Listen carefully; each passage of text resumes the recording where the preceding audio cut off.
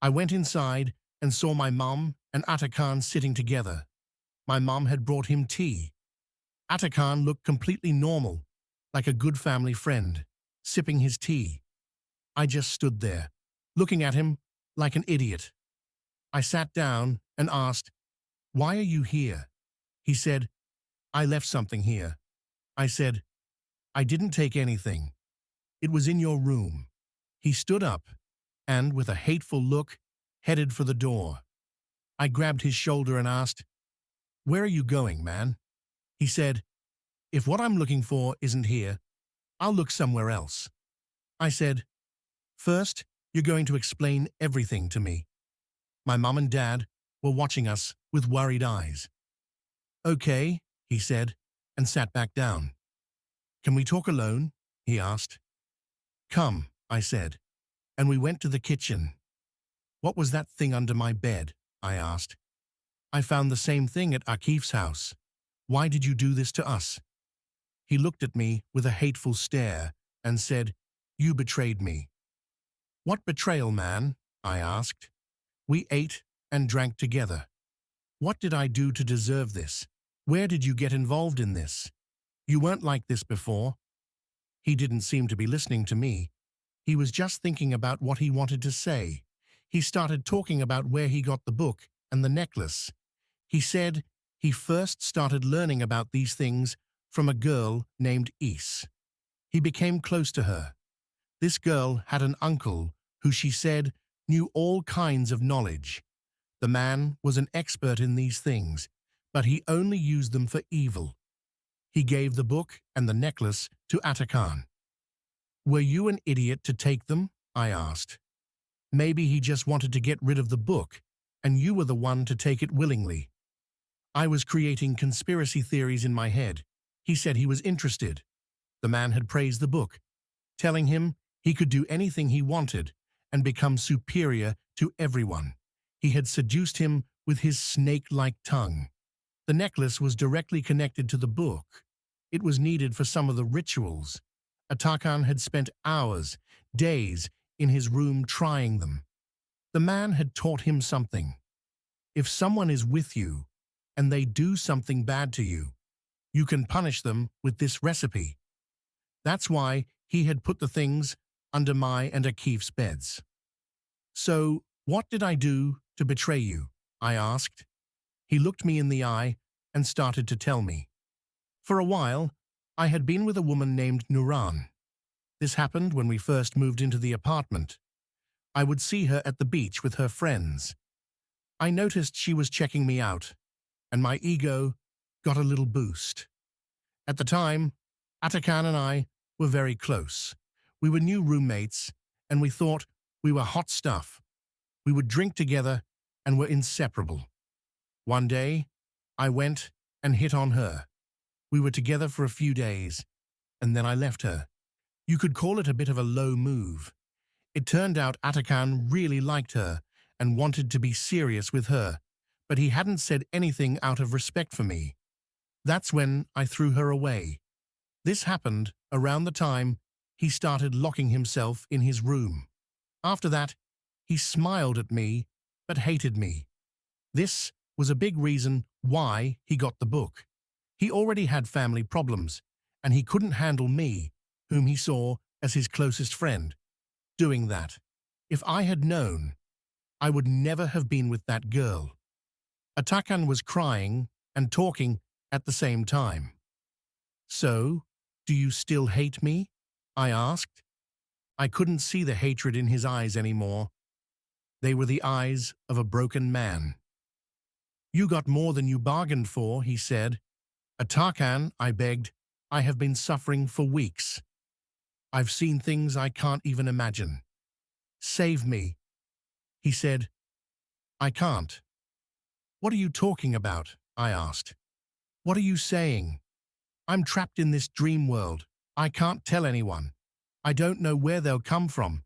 My parents can't sleep because of my screams every night. Even the most famous Hodja was harmed because of me. I've become a freak. Just 3 months ago, I was the happiest person in the world, and look at me now. Was it all just for a girl? If I had known I would go through even a thousandth of this, I would have never gone near that beach. He said, "There is a way, but neither you nor I have the power to do it. You have to destroy them before they take you to the mountains." "How?" I asked. He said, "We have to go to Isa's uncle." I didn't even want to say his name. He was a snake-tongued man. "Brother," I said, "the only reason I'm not tearing you apart right now is because you're my last hope. I'm trying to get out of this mess, and you're taking me to the man who started it all." He said, "My knowledge is limited." "What am I?" "Then how did you bring this on me if you're nothing?" I asked. I noticed my mum and dad were listening from inside. "Hate blinded me," he said. "Okay," I said, "let's go. What more could happen? My life is already ruined because of these people. What's there to be afraid of?" The thought crossed my mind that a man who had put me through all this and was filled with hatred might not be telling the truth. Maybe he was trying to pull me into a bigger mess. But what else could I do but trust him? Is and her uncle were in the city where we went to university. I was going on a journey with the man who caused all this, a journey with an unknown end. My dad insisted on coming, but I told him only we could go. We left the house. I always felt a sense of suffocation when Atakan was next to me. Maybe it was because of what we had been through. Maybe because I hated him. Or maybe there was something else going on. I was suspicious of everything. We arrived in the city, and I felt a great unhappiness. I guess it was because of the dreams, and because this was where everything had started. We came to an office building, an old and dirty one. After going up 2 floors, we stopped in front of a door. "This is it," Atakan said. Only a name was written on the door. We went inside. The man looked at Atakan with a frown. "Is there a problem?" he asked. Atakan looked at me, then at the man, and explained something. The man even had a website as a medium. "I'm not giving out the name because I don't want to expose people to such filth." The man then looked at me and gestured for me to come. Just looking at his face gave me a feeling of dread. I slowly walked over to him, wondering if he would be my salvation or the one to pull me to the very bottom of this swamp. I knew I was in for a bigger mess. The man, Isi's uncle, started asking me questions. He asked my age, and I answered. He asked if I had seen Atakan's book. I said yes. He asked if I had performed a ritual. I told him I had tried, but started a fire. He asked if that was the first thing outside of a ritual that had happened to me. I said no, that I had heard noises from Atakan's room before that. He said, "They sent 5 of them from the Sea tribe to you. They are very powerful, but everyone has a weakness." He asked for some materials, which I won't write here. I found them and brought them to him. I gave him the materials.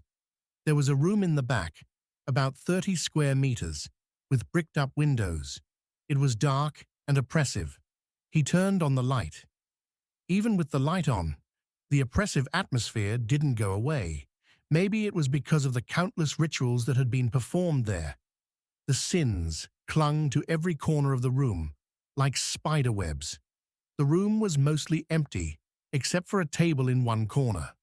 A large mirror face down on the floor, 4 chairs, and on the table, some paper, pens, candles, and a bowl. The man put the materials I brought on the table and sorted them into the bowl. He started writing on a piece of paper. I was just watching. It was clear from all the preparations that this was a much more serious ritual than Atakan's. He told us to sit down. Up until that point, I had been in a whatever happens state and had suppressed my fears. But now I couldn't control the shivers inside me, despite all I had experienced, seen, and dreamed. We sat down as he told us. 1 chair was left empty. He lit the candles on the table and carefully arranged them into a shape on top of the mirror. He then took the paper he had written on, tore it in half, and gave one half to me and one to Atakan. He told us to start reading at the same time. Atakan, who knew much more than I did, was visibly nervous and scared. Seeing his face, I felt all sorts of fears bubbling up inside me. But if I left now, the nightmares would continue, and I wouldn't have solved anything. I decided to stay and see it through. I had no one else to trust but this man, and the one who had caused all this, Atakan. The man got up, turned off the light. The candles gave off some light, but it was still pitch black. He came back and sat down. He lit a match for the materials in the bowl and told us to begin. We started reading. The man closed his eyes and read from memory. I heard that what we three were reading were different. I know now that we were all performing separate rituals. This was because the things we were dealing with were extremely powerful. This time, the experience was much more terrifying and deeply disturbing than the one at Atakan's house. Unaware of the true purpose, I read the paper in the faint candlelight, hoping to be saved. Atakan's voice, the man's voice, and my voice all mingled in that room of sins. The candle flames began to tremble. The man opened his eyes and continued reading from memory, looking into the mirror. His eyes widened, and his voice quickened. The candle flames rose, and the smoke filled the room. The shadows were moving on the walls. They were here. The Hodja shouted and asked his name. "I am son of," it said. He asked again. "I am son of," it repeated. "What do you want from son of G?" he asked. He was talking about me. My fear doubled when my name was mentioned. "Murderer," it said. He burned the things from the kitchen and the words he had copied from the book and sprinkled them on the mirror. I noticed he kept a part of the burned things in his left hand. He lit the candles. He knew what he was doing. I thought to myself, this guy has been like a magician in his room. "Let's begin," he said. We both started reading at the same time, sitting opposite each other. As we read, the wind in the house picked up again. The candles were flickering. After a while, shadows started moving on the walls. As the wind and shadows grew, Atakan moved his head closer to the mirror. I don't know if it was a reflex, but the other guy did the same thing. His face was almost touching the mirror. He was looking at his own reflection and reading. I was just following along.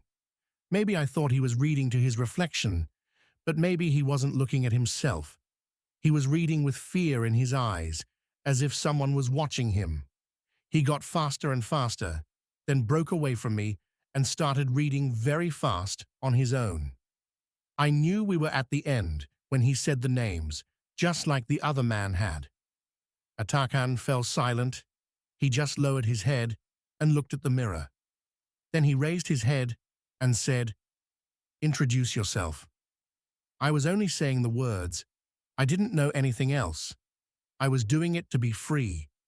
I don't know why they suddenly fell silent. The wind was gone, and the mirror was intact. "Introduce yourself," Atakan said. This time, there was a humming sound. "I am Ishi, son of Shh," it said. "What do you want from us?" Atakan asked. It was talking about all 5 of us. The strongest of them spoke for the rest. "Murderer," it said. I didn't throw the things in my left hand on the mirror, or rather, I couldn't. Killing it was like killing a human. I would truly become a murderer. Atakan, with his broken arm, was just watching me. I wasn't a murderer. The worst part was that I had gone through all this for no reason. My only sin was spending a few nights with that girl on the beach. "I don't want to kill you," I said. "Just leave us alone, son of a smokeless fire." It whispered, "Murderer." It said, "The owner of the necklace, your 7 generations, your 7 generations." Its words were meaningless to me. It was so hard for it to understand me. It only said what it knew. There was no physical thing there. It was just a moment. They were always there. The point was to see them. Son of the Sundan tribe, leave me alone. Don't bother this man. Go to the one who deserves your evil. It kept whispering, "Murderer." I had no patience or conscience left. I was really going to become a murderer. If I didn't, I would end up in a mental asylum. I raised my left hand to throw the burned things onto the mirror, and I shouted the word that would kill it. My left arm went numb, like ice. It was as if it was stuck to the wall. I shouted the word again, and Atakan joined me. It felt like the wind was holding my arm. There was nothing physical, but my arm wasn't moving. The reading helped me move my arm a little, and some of the things landed on the mirror. The candles went out, and a long crack appeared on the mirror. The cramp in my arm was gone, but I was in incredible pain. We sat in the dark, exhausted. We didn't talk. Then the book suddenly caught fire. Atakan threw his jacket on it and put it out. How could the book catch fire when the candles were out? We were fighting a losing battle. It was hard to fight with words against something that humans don't accept and can take any form. I couldn't handle it. I did what I was told. I went to every person I could. I was willing to become a murderer, and I thought I had, because I had thrown some of the things onto the mirror.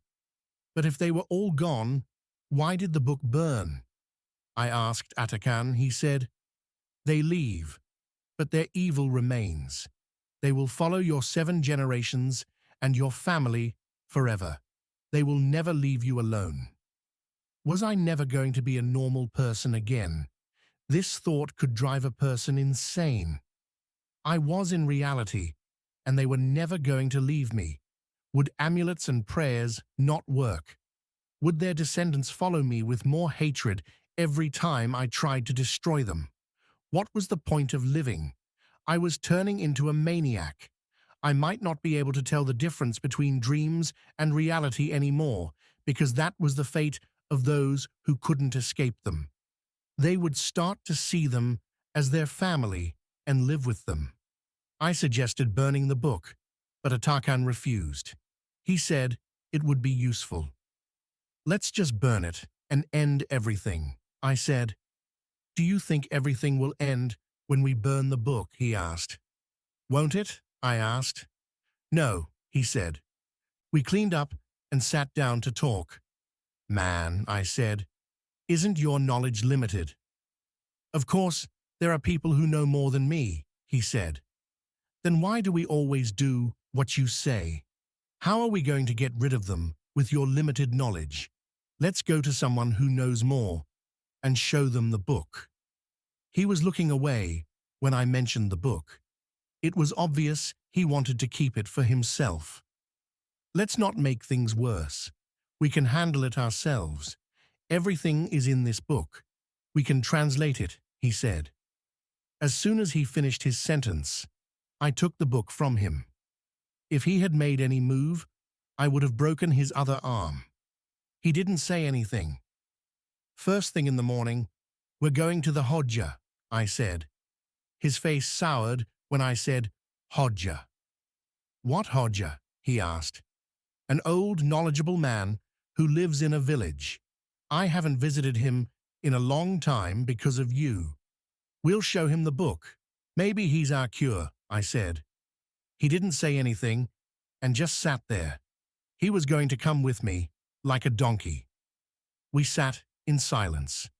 I took the closed book and held it in my lap. I was sitting on the bed, and he was sitting on the floor, staring at the floorboards. We sat like that for a while, but I was exhausted. My eyes were closing when the sound of a key in the door woke me up. My mum and dad had come. Seeing them so normal was the greatest happiness for me. They knocked on the door of the room. I immediately hid the book under the blanket. I didn't want to deal with a lot of questions. I opened the door, a fake smile on my face. They also had a fake smile, but not as fake as mine. Maybe it was because they thought I was getting better. "How are you, son?" my mom asked. "I'm fine, Mom. We were just talking," I said. My dad was looking at Atakan with a frown, but didn't say anything. "Do you need anything?" my mom asked. "No, Mom. We'll go to bed soon," I said. "Okay, son, good night," she said, and left. After they left, we didn't talk.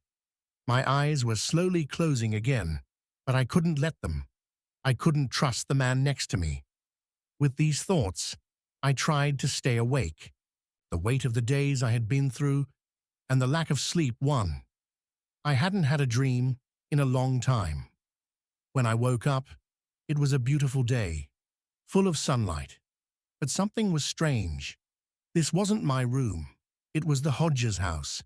I got out of bed and remembered that Atakan was with me. I looked for him, but he wasn't there. I looked outside, and there was a mountain view. There were no living things nearby, just the harmony of the blue sky and the dark green of the fir trees. I turned around, and no one was there. My room was bright, but the part that led to the hallway was pitch black. I stared at it, and someone knocked on the window behind me. I immediately turned my head, but there was no one. I turned back to the hallway, and I saw the daughter-in-law. Her face was 10 centimeters from mine. I could feel her breath. Her eyes were looking down, but she lifted her head and looked into my eyes. They were like fire, but there was no evil in them. She just looked at me, not speaking. Then I heard the Hodges' voice. "Save him, son. For the one who went for your sake. Save him." The voice was coming from the Hodges' room. I had to go into the darkness to get to him. I was going to save him this time. I walked into the darkness. The daughter-in-law stood in front of me, not letting me pass. I had to go. The Hodja needed my help. I ignored her and went into the hallway. It was pitch black, and I couldn't see anything. I turned to look at her, and the door to the room was gone. There was only a void. I was standing there, and I heard laughter and whispering in Arabic. I was looking around when I turned to my left and saw the Hodja. He was in the dark, looking at me. Blood was flowing from his eyes, but he was smiling, a hateful smile.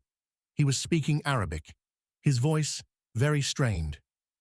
"Did you think you would escape?" he said. I was looking at him with wide eyes, unable to speak. Someone touched me from behind, and I turned. It was the Hodja again. "Did you think you would escape?" he said again in a raspy voice. I remembered the thing I had memorized during the rituals. I closed my eyes and started shouting it. Mud started flowing from my throat, mixed with ash. He was laughing, and they were all whispering and laughing. I was choking, but it was fun for them. I gathered all my strength and screamed louder than I ever had in my life. I woke up, drenched in sweat. It was 2:30 a.m. Atakan was sitting there, looking at me. The book was next to me. It had fallen from my lap, but it was still there. He was just looking at me. After I recovered a bit, I asked him, "Why didn't you wake me up?" He said he had also just woken up because of my screaming. He was lying. I could tell from his eyes that he had been watching me all along. I didn't sleep at all that night. In the morning, I took the car from my dad and set off with Atakan for the Hodges village. We were in the car, and I knew my dad was worried, but I had to do this myself. We threw the book in the back seat. I was driving, and Atakan was sitting next to me. We didn't talk for about half an hour. Then Atakan started talking. "Are you sure about showing the book to the Hodja?" he asked. I looked at the road and then turned to him.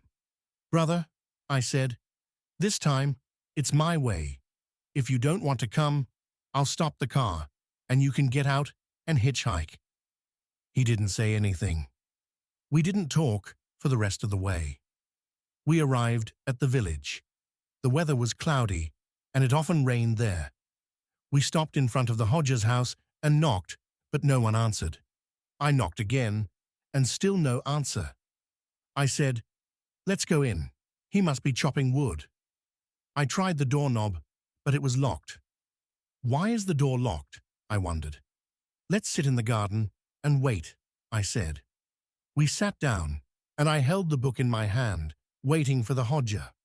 We sat and waited for about 20 minutes, and no one came. I started thinking about the dream I had last night, but I tried to calm myself down, thinking the Hodja was a very knowledgeable man and could protect himself. We weren't talking at all. Suddenly, I saw the Hodja coming from the direction of the small village mosque. I felt a sense of relief. He smiled when he saw me. I walked over and kissed his hand. How are you, son? He asked. Much better, thank you, Hodja. But I have some things I need to show you, I said. Atakan was standing behind me. Welcome, son, the Hodja said to Atakan, but he frowned. I knew he didn't like Atakan. Then he looked at my hand and saw the book. What is this, son? He asked. Hodja, this is what brought all this trouble upon us, I said. Come in, son. Let's talk inside. I asked, Hodja, why was the door locked? You never used to lock it. He said, it's not safe anymore, son. My rug was stolen. Who did it? I asked. I don't know, he said. A human or an evil creature? As he opened the door and went in, he said, this is a small village, son. There are no lights or sounds at night. They have their wedding ceremonies and they pass through the mountain slopes. Maybe they stole it, or maybe a human did. I don't want to jump to conclusions. We went inside. The Hodja sat in his corner, and we sat on the cushions next to him. Hand me the book, son, he said. I gave it to him. He was shocked when he saw the cover. Where did you find this? He asked. I said, a friend of my friend gave it to him. This writing and seal are Nabatean, son, he said. I just stared at him blankly. They are people who live in the desert and marry jinn. This book came from a very long way, and it is very evil, he said. He looked at Atakan and asked, why did that infidel give you this? What did he want from you? Atakan just looked at him and didn't answer. Have you ever used this book? The Hodja asked. Yes, Hodja, I said. He looked down, disappointed with my answer. I noticed he had only looked at the outside of the book and hadn't opened it. Aren't you going to examine it? I asked. I will, son. But let's eat first, he said. Something was off with the Hodja, and I couldn't figure it out. We ate dinner, and it was evening. We sat down again. The book was next to him. As soon as the sun went down, as if he had been waiting for this moment, the Hodja looked at Atakan and, speaking in Arabic, asked, whose servant are you? Atakan's eyes widened, and he stared at the Hodja. The Hodja stood up and walked toward Atakan. I realized he was trying to stall them until dark. He looked into Atakan's eyes and said, who is that jinn? He asked. I didn't understand what he was saying. I stood up and asked, Hodja, what's going on? He couldn't hear me. He just kept saying, and where is he? Atakan looked at the Hodja in fear and asked, is he at the door? He got closer to Atakan and shouted, is he at the door? Atakan bowed his head and started crying. The Hodja kept shouting, and Atakan kept crying. The Hodja grabbed Atakan by the shoulders and shook him. Where is he? He shouted. Atakan fell to his knees and sobbed. The Hodja let go of him and turned to the door. Atakan grabbed his arm and said, "Me." The Hodja looked into Atakan's eyes and asked, "Where did you come from?" The crying, sad Atakan suddenly started to grin. He was laughing at the Hodja and shaking his head strangely. "Get out of here, you evil one," the Hodja said. Atakan was laughing loudly and wouldn't leave. He seemed to be enjoying it. The Hodja looked at me and said, "Hold his arms." I immediately held his arms. The Hodja opened his mouth and pulled down his chin with one hand and pressed his thumb on his forehead with the other. He started reciting prayers. Atakan's laughter stopped. The Hodja asked again, "Where did you come from?" Atakan looked at him with hatred and shouted, "Nabat, I will never forget that moment." The Hodja pressed harder on his forehead and held his chin tightly to prevent him from speaking. Suddenly, the word kafir, infidel, appeared on Atakan's forehead, written in black ash. My eyes widened, and I just watched. The Hodja told me to open the door. I ran and opened it. Atakan rushed out into the dark night. The Hodja was drenched in sweat. I helped him sit down. My face was pale. I didn't understand anything. The writing on his forehead was the same as the one on the other man's. I stood there looking at the Hodja. "Sit down, son. I'll explain everything," he said. The Hodja looked at the floor with a thoughtful frown. I sat down on a cushion. He was silent for a while and then began to explain. "I suspected it from the beginning, but I was hoping it wasn't true, son," he said. I didn't understand anything, but I didn't say anything either, waiting for him to finish. "He made a deal, son," he said. "His heart was so full of greed and evil that he sealed himself to them. You think you gained power, but it's a false power. The author of this book was also born a human, but was sealed to them. This book won't teach you anything good, son. If you noticed, I didn't open it. Opening it can bring great trouble upon a person. I don't know why that man gave this book to this boy, but your friend must have learned the sealing from it." "What kind of things did you use for the ritual you did from this book?" he asked. I told him everything we had used and said. The Hodja's thoughtful expression became more complicated. "Did you ever talk to the one from the fire?" he asked. I looked at him for a moment, then said, "Yes, Hodja, I did." He looked me in the eye and kept looking. After a long time of silently staring at me, he said softly, "Son, come here." I slowly and fearfully walked over to him. "Son, we're going to do to you what we did to the other one, as this is the only way to understand your current state," he said. I silently looked at his face. He took my chin with one hand and pressed his thumb on my forehead with the other. He started reciting prayers in Arabic. I just looked into his eyes. After a while, he pulled his hands away and looked at my face. "I am very happy, son. They couldn't seal you," he said. I was just looking at his face blankly, but his words had sparked hope inside me. This was the first time I had won since all this had started.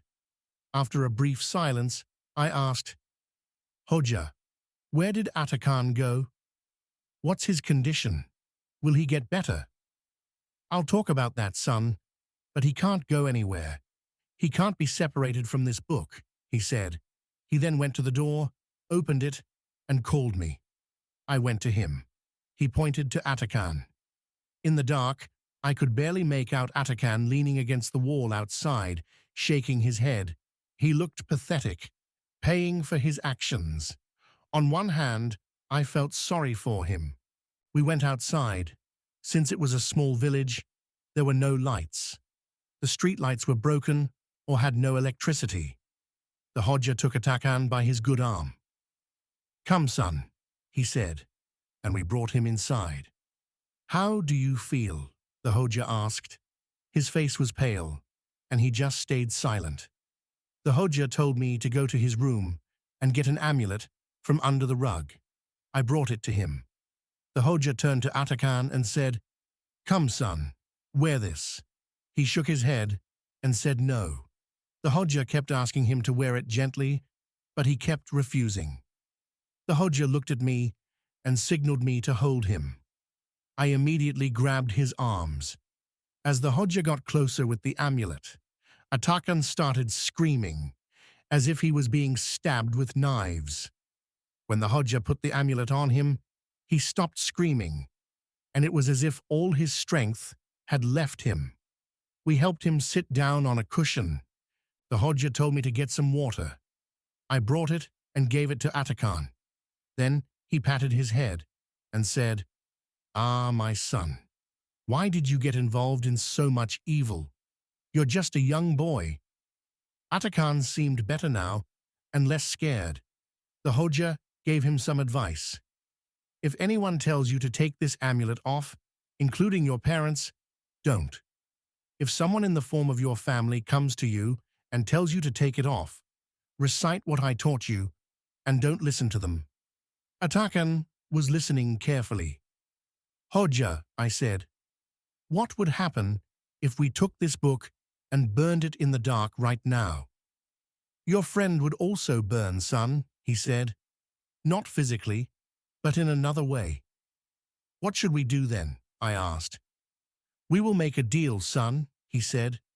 "We will talk to them and make a deal for them not to come for your descendants." "What kind of deal, Hodja?" "How does that work?" I asked. "Son," he said, "I also had a son your age who got into this trouble many years ago." And he began to tell the story of his son and his daughter-in-law. I knew there weren't many houses in the village, but I wondered why they were so far apart. I kept walking. The first house was far from the Hodja's house. It was an old one-story house with a barn next to it. The barn had no door. It was darker inside than out. I looked at the barn for a few seconds, then turned my eyes to the door of the house. As I walked quickly, I was startled by the sound of a chain and barking. A dog was tied up on the left side. If I took 2 more steps, it would bite my leg. I moved to the right, and the chain couldn't reach me. I looked into the dog's eyes. It stopped barking. Its eyes were glowing, and it was baring its teeth with a great rage, but it wasn't barking anymore. It was just staring at me. I looked at it for a while, and then knocked on the door. There was no light inside, and not a sound. I knocked louder. The curtain on the right side of the window lifted for a moment, and I thought I saw a head looking at me, but it was just for an instant. When I saw that, I went to the window and knocked on the glass. I was saying, "The Hodja sent me. Please open the door." Only my voice echoed in the dim moonlight. There was no sound from inside or outside, not a movement. I was about to break the window, hitting it again and again. "Please open the door," I kept saying. Then I remembered what the Hodja had said. I shouted, "I am a man," repeatedly. I heard the lock click. I went to the door, and a boy was standing there. He said, "I am a man." I nodded. He let me in. The boy walked in front and I followed him. He turned right at the end of the house and I followed him into the room. There was one candle in the middle, and 2 old women were sitting next to it. There were no windows in the room and no paintings on the walls. The boy turned to the women, pointed at me, and said, "I am a man." When he said that, the women looked at my face and my feet. One of them, with a gentle voice, said, "Sit down, son." I sat down. I said, "The Hodja sent me. If you have mirrors, I want them." The other woman, who wasn't speaking, was just staring at me with old eyes.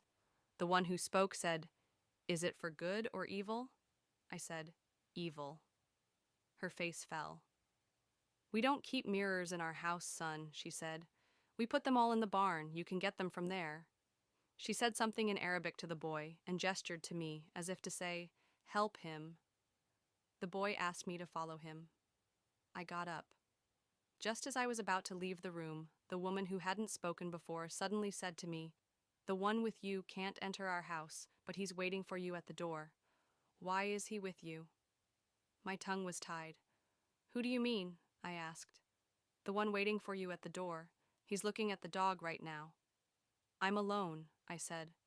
"Are you sure?" she asked. I couldn't say anything and went straight for the door. I left the room wondering why that old woman had said that and who was with me. I remembered the women in the room were sitting with their feet tucked under them. I hadn't noticed their feet. Should I go back and look? I pushed these thoughts away and followed the boy, glancing at his feet. They were normal. I felt a sense of relief. The boy opened the door but didn't go out. I said, "Give me the mirrors." He said, "You can get them yourself." "They're leaning against the wall on the right side of the entrance. That's the barn." He closed the door on me. I looked at the dog, and it was standing on all fours, growling at something it saw. It wasn't even looking at me. I didn't look in the direction the dog was looking and slowly walked toward the barn. I didn't want to go in there. It was pitch black inside. I was just going to quickly go in and grab the mirrors from the right side and leave. I closed my eyes and opened them, looking straight ahead. I went in on the right side of the small barn. I reached out and grabbed whatever I could. I was in a sweat, but I was out in 1 minute. I put the things down, and yes, they were mirrors. There were 5 of them. I felt relieved to have them. Suddenly the dog became agitated, as if it was about to break its chain, and started barking, not at me, but at the other side. The door opened behind me, and the boy called, "Come quickly!" He looked in the direction the dog was barking and fell silent. When he looked there, I also looked there, as a reflex, and I saw him. He was there in the dim light, facing the dog. His face was bowed, and he was standing in his own form, not in the form of my mom, dad, or friends. The woman had said he was with me. The boy, who hadn't left the house, suddenly ran to me and grabbed my arm. "Don't look," he said. He covered my eyes with his hand and pulled me toward the house. "Come on," he said. "Don't look." He repeated that hundreds of times. I got startled and ran with him toward the house. The mirrors were left behind. The dog was still barking wildly. We got inside and closed the door. The boy looked at me, especially at my forehead. "You're okay," he said. I asked him who that was and why he was there. The boy didn't answer and just followed me. We went into the room where the women were, but they were gone. There were 2 long strands of hair on the floor where they had been sitting. The boy looked at me. "Don't be afraid," he said. "Sit down." "Who are you?" I asked. "Sit down and I'll tell you," he said. I didn't sit down. Then he greeted me in Arabic. I greeted him back. "A bad person can't greet you, right?" he said. He spoke like an old man. "Close your eyes," he said. "Why?" I asked. "I'm going to summon Zahar and Tillman, but if you see them, you'll lose your mind. It's for your own good. Just close and open your eyes for a second," he said. Zahar and Tillman were their real names. I closed my eyes and opened them, and the women were back, looking at me. The woman who had talked to me before asked me if I had seen the other woman when I left the room. I nodded. Then the door knocked. "Be quiet," the boy said. I heard the word the Hoja had said to me. The boy went to the door and came back with Atakan and Tuba. "We were worried about you," they said. I immediately looked at their feet. They were normal. They had come to look for me. Tuba was supposed to come alone, but the Hoja hadn't let her, so she came with Atakan. This house was the closest to the Hojas, so they came here first. "Did you see anything outside?" I asked. They both looked at each other and said no. "Okay," I said. Tuba asked, "Why? Were we supposed to see something?" "No, it's nothing," I said. The 2 women were looking down and not speaking. The strange thing was that Atakan and Tuba weren't looking at them, as if they weren't there. I pushed these thoughts away. "Let's go," I said. I was curious to know what the boy had to tell me. He was very knowledgeable. I had a chance to talk to him later. We went outside, and the mirrors were where I had left them. The dog was lying down peacefully, looking outside. It wasn't as aggressive as before. but I had seen him, and his image was seared into my mind. I took 3 of the mirrors, and Atakan took 2. We needed 4 mirrors. I knew the answer, but I still asked. Atakan, I said, how many people were in that room? You and the little boy, he said. My eyes filled with tears. Was I becoming someone who could see what others couldn't? Tuba's voice startled me. I've prepared everything, she said. Only the mirrors and the drawings are left. Okay, I said. We were back at the Hodja's house. He was drawing something on the floor with ashes. I should read the story again and remember everything. Then I'll summarize it and continue from where I left off. The end of the nightmare. When we arrived at the Hodja's house, I felt that the end was near. The shape he was drawing on the floor with ashes was unlike anything I had ever seen. It was something far more ancient and complex than the simple rituals Atakan and that fake medium had performed. That night, the seal-breaking ritual began. The Hodja asked us to place the mirrors we had collected at the corners of the shape. Then he placed a candle on each mirror. Tuba brought the boiled water with the ashes and paper fragments and gave it to him.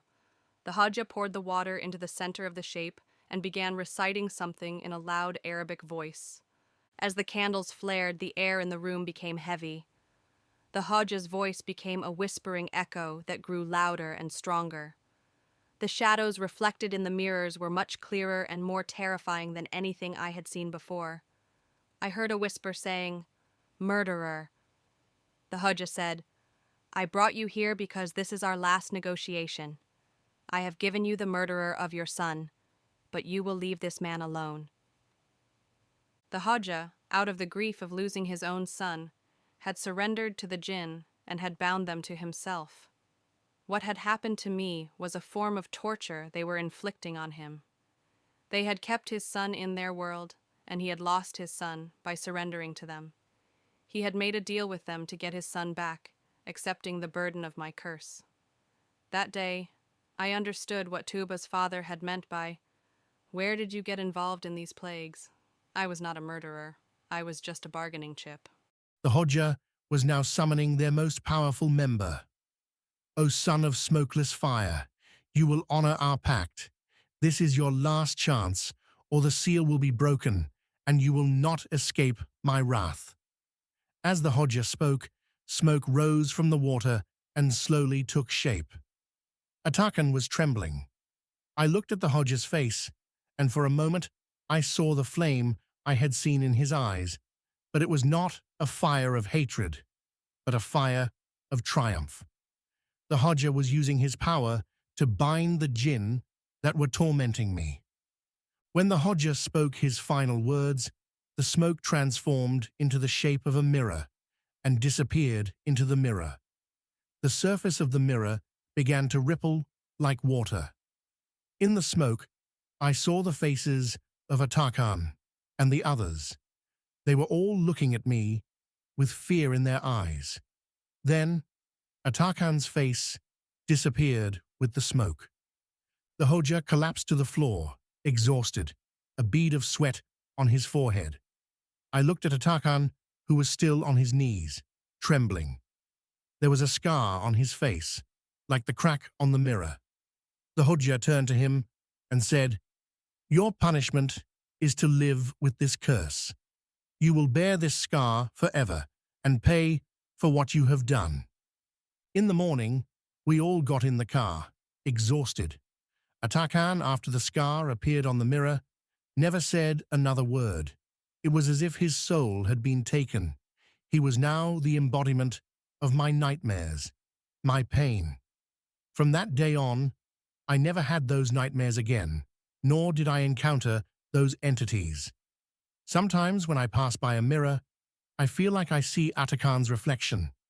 Perhaps it is a scar etched in my mind. I never saw the book again, nor Atakan.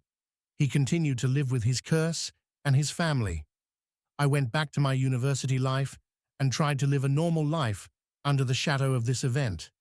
But I know that this story will follow me forever. This was a story that changed mine and Atakan's lives.